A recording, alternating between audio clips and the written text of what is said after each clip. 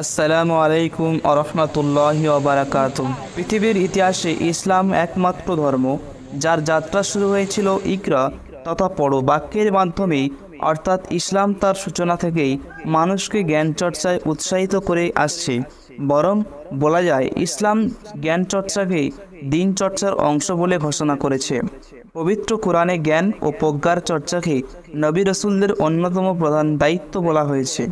ইরশাদ হয়েছে, তিনি উম্মীদের মধ্যে একজন রসুল পাঠিয়েছেন, তাদের মধ্যে থেকে যে তাদের কাছে আবৃত্তি করে তার আয়াতগুলো তাদেরকে পবিত্র করে এবং শিক্ষা দেয়। কিতাব ও হিকমত ইতিপূর্বে তো তারা ছিল ঘোর বিভ্রান্তে। সূরা জুমা আয়াত নম্বর 2। জ্ঞান প্রচারে ইসলামের অনুপ্রেরণা। জ্ঞানের প্রচার ও প্রসারে ইসলাম একাধিক নির্দেশ ও নির্দেশনা দিয়েছে, যার কয়েকটি তুলে ধরা হলো। নম্বর 1, জ্ঞানার্জন ফরজ। জ্ঞান চর্চায় উৎসাহিত করতে ইসলাম জ্ঞানার্জনকে ফরজ করেছে।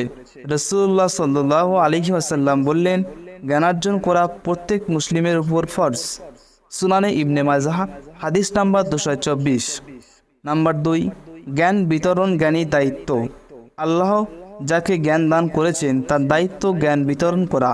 পবিত্র কোরআনে ইরশাদ হয়েছে, তাদের প্রত্যেক দলের এক অংশ বহির্গত হয় না কেন, যাতে তারা দিন সম্পর্কে জ্ঞান অনুশীলন করতে পারে এবং তাদের সম্প্রদায়কে সতর্ক করতে পারে যখন তারা তাদের কাছে ফিরে আসবে, যাতে তারা সতর্ক হয়।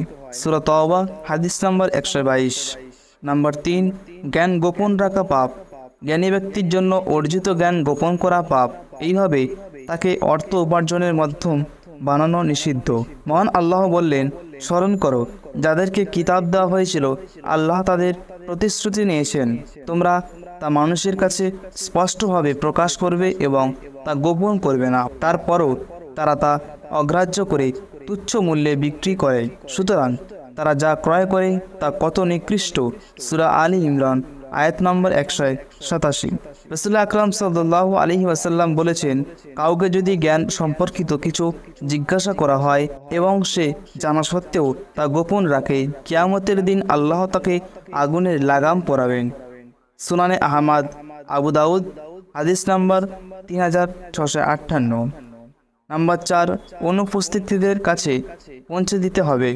ইসলাম শুধু উপস্থিত ব্যক্তির মতো অনুপস্থিত ব্যক্তির কাছেও জ্ঞানের বার্তা পৌঁছে দিতে বলেছেন। বিদায় হজের ভাষণে নবীজি সাল্লাল্লাহু আলাইহি ওয়াসাল্লাম বললেন, সাবধান, তোমাদের উপস্থিত ব্যক্তিরা অবশ্যই অনুপস্থিত ব্যক্তিদের কাছে আমার এ কথা পৌঁছে দেবে।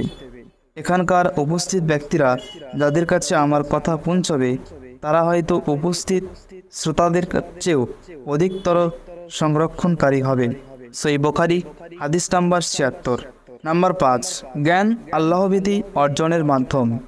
জ্ঞানার্জনের মাধ্যমে ব্যক্তি আল্লাহভীরু হয়। হারিস আল মুহাসিবি রহমাতুল্লাহ আলাইহি বললেন, দ্বীনি জ্ঞান মানুষের ভেতর আল্লাহভীতি সৃষ্টি করে, আল্লাহ নির্ভরতা মানুষের অন্তরে প্রশান্তি আনে এবং আল্লাহর পরিচয় তাকে দায়িত্বশীল বানায়। এছাড়া জ্ঞান চর্চার উপর নির্ভর করে ব্যক্তির ধর্মীয় ও পার্থিব জীবনের সাফল্য। বিশেষত ধর্মীয় জ্ঞান না থাকলে ব্যক্তির পক্ষে সঠিকভাবে দিন পালন করা সম্ভব নয়। ওমর ইবনে আব্দুল আজিজ রহমাতুল্লাহ আলাইহি বলেছেন, যে ব্যক্তি তার কথাকে নিয়ন্ত্রণ করতে পারে না সে বেশিরভাগ সময় ভুল করে, আর যে ব্যক্তি ইলম ছাড়া কোনো আমল করে তা কল্যাণের চেয়ে বেশি অকল্যাণেই বয়ে আনে। আল্লাহ সবাইকে জ্ঞানের প্রচার প্রসারে অংশীদার করুন, আমিন।